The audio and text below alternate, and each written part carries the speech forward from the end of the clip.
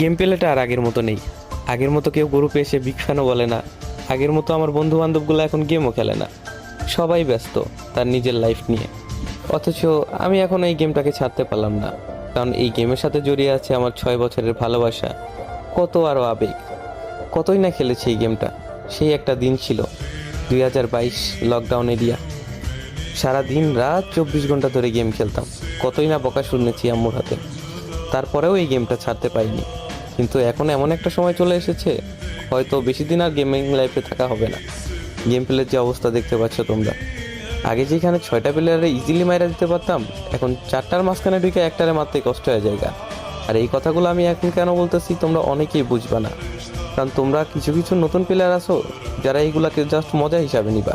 কিন্তু old player যারা আছে, যারা তাদের গেম প্লে হারাইছে, তারা অবশ্যই আমার এই বেদনাটা বুঝবে। তারা আমার কষ্ট বুঝবে, কারণ তারা জানে একটা প্লেয়ারের